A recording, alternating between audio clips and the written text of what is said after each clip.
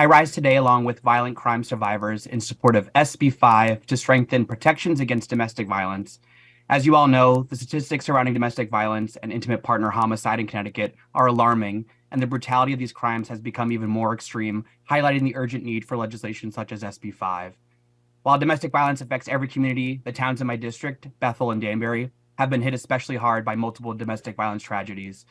Most recently in January with the murder of Tracy Marie Jones, a 52-year-old mother of three who was killed in a murder-suicide by her estranged husband, whom she had been granted a restraining order from just 2 weeks prior. I applaud the section of the bill which would expand the state's domestic violence offender electronic monitoring program to all judicial districts.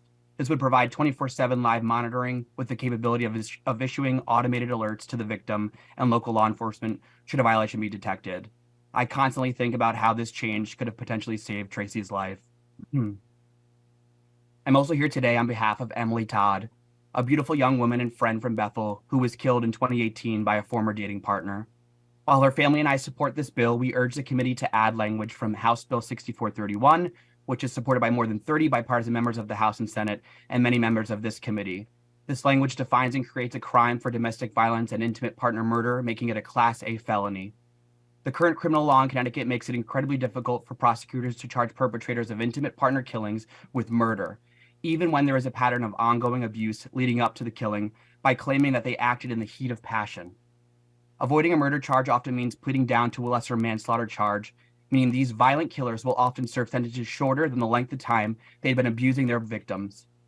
This goes against many of our principles of justice and public policy. In Connecticut, a conviction for murder carries a minimum sentence of 25 years, while a conviction for manslaughter in the first degree carries a minimum sentence of only 5 years. This definition will help establish domestic violence murder as a serious and deadly crime it truly is, and provide greater protection and support for victims while holding perpetrators accountable. It's time to take a strong stand against domestic violence and intimate partner murder, and this language addition to your legislation is a crucial step in that direction. I want to thank you all.